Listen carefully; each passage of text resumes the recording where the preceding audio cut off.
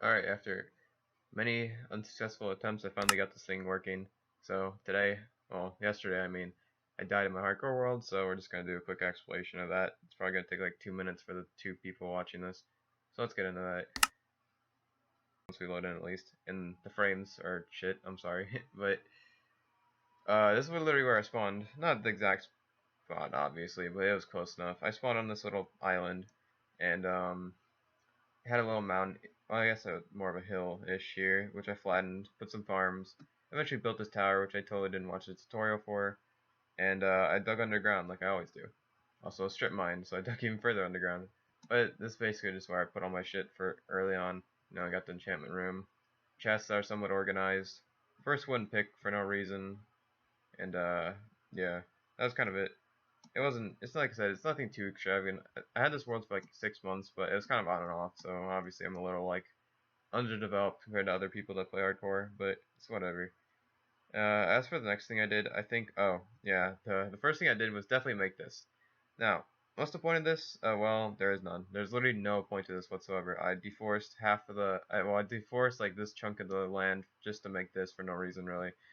Like I guess there's a secret, like a little secret path right here that goes through the painting in my underground base right there, but it's not really like any use, so I decided to put the portal there. So at least it has some purpose, I guess. Well, we'll explore that later, though. As for the next thing I did, though, I'm pretty sure I went over here. I didn't make this gate yet, but I've been in the potato farm, actually. I don't know why I chose potatoes. I think I just really wanted some emeralds from the neighboring village all the way over there. So, speaking of that, that's probably the next thing I did was I actually dragged two of them all the way over here. And I just kind of threw them in this contraption, which I totally didn't watch a tutorial for, and got them to start breeding. Now, like, I mean, I dragged them over. Like, I literally used the boat, like, I guess it's not that impressive, but the one thing is, since there's no workstation, at least I think this is how this works. Like, there's no workstation, so when I dragged them all the way up here, they weren't, like, squirming about, so I was able to just push them without, like, them contesting me, thank God. And they start to breed, obviously. Got some leftover guys here I was going to use, and I made the shitty tunnel that goes all the way into the mound base, which we'll actually check out next. So this is the mound base. I know, a pretty underwhelming entrance. I was gonna fix it and maybe make it a redstone door or something, but I did not do that. A nice little storage area, I guess, for blocks only. I don't know why. I guess I was gonna make it eventually everything, but I was lazy, I guess. I made it with the 1.16 blocks, as you can see, too. I just really wanted to make kind of that more, I wouldn't say modern, but I just wanted to update it a little bit, because it used to be just, this used to be just stone brick and wood planks, so I'm like, okay, this needs to look at least a little bit cooler. So I got some polished blackstone, basalt, and, what was it, netherwort blocks, yeah, and, yeah, that's basically for the storage room. Not much going on there, but this is where, I think the most effort I put into villagers is probably this world, because, like, I had to drag all these guys all the way from the village, and then I had to start breeding. And actually getting them here was kind of annoying sometimes, but it definitely paid off because I got the silk touch mending, which I had to turn this guy into a zombie for that. Stone and this another unbreaking. I turned this guy into a zombie twice because the original trade for his unbreaking 3 I think was like 56 emeralds or something dumb like that, and I was like, all right. And the worst part is he almost killed me too. He spawned when he turned into a zombie. He spawned with full gold and enchanted sword, iron sword. So that was special. And this guy just gives iron and coal, which I was gonna abuse that iron trade once I got the iron farm up, which we'll get into later.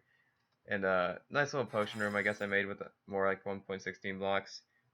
Creeper spawned in here once. He actually almost killed me when I was trading with this guy. No, when I was trading with this guy. So that's why there's a fence gate there, just in case. Even though I torch spammed the shit out of it after that happened.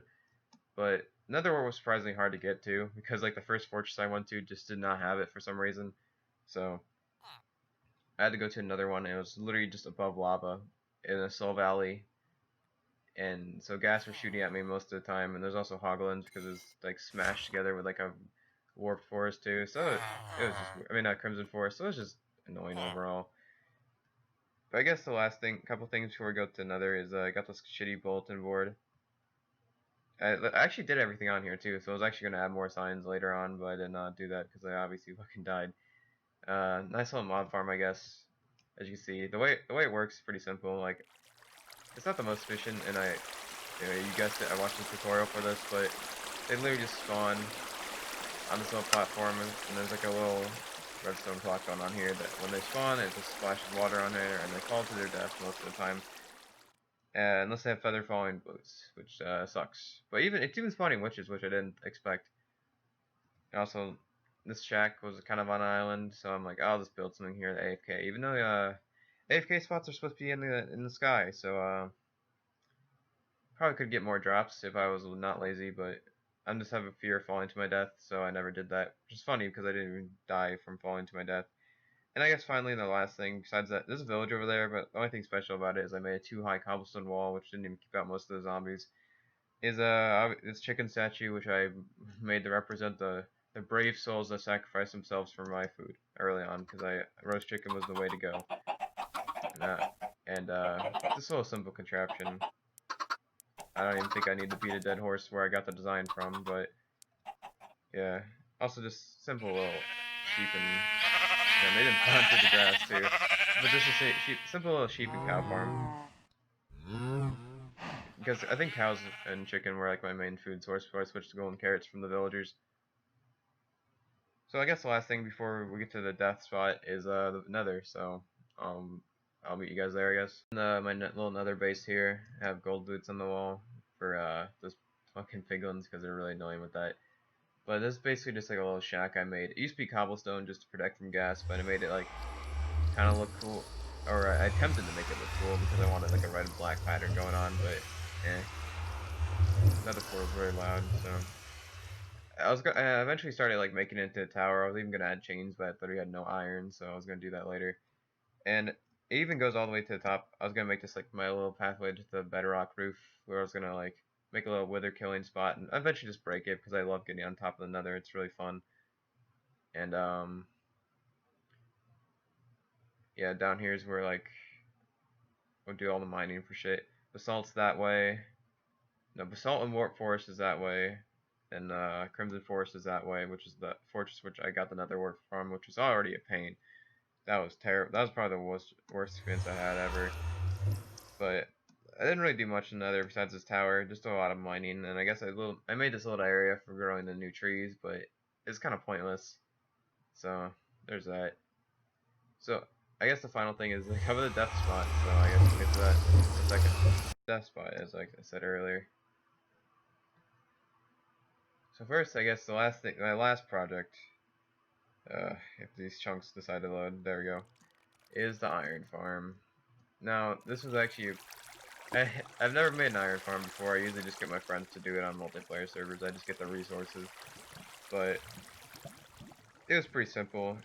I obviously watched the tutorial for it because I don't know how to do shit. I don't know if the villagers are supposed to like not be there. That might just be like an error loading them in because this golem's just chilling in the lava, so I'm assuming it's just an error. And it actually was getting some pretty good drops too. Like this was only up for like an hour. Obviously, I had to fix it every time because well, there was a zombie in there, but like I said, it's probably just a loading error.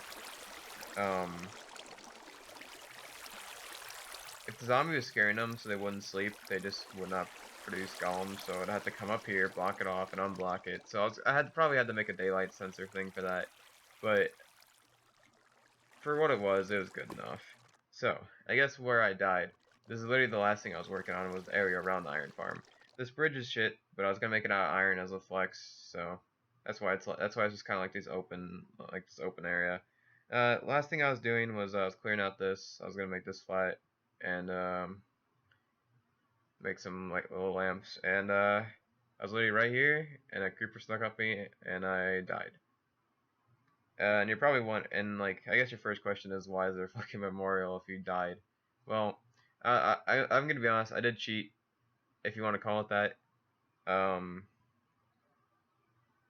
Because I was like, I didn't originally want to stop playing this world, so if you want to, just a quick little thing is like, if you open this to LAN, as I already did, so that's how I've been getting back and forth through the nether, is, you just open it to LAN and enable cheats, and, yeah, you just do game mode S, so. But it just didn't feel right because not only does like I die fair and square anyways, but it still counts your number of deaths, so that's just obviously kind of silly. So I just decided, you know, I'll just make a memorial and I'll actually stop playing this world because I did die fair and square.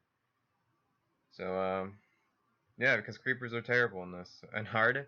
The cheapest armor you need for just to survive a creeper explosion is like blast protection 1 diamond armor, and that leaves you at half heart, so that's special. And obviously, as you see, I was not equipped for that, so very unfortunate.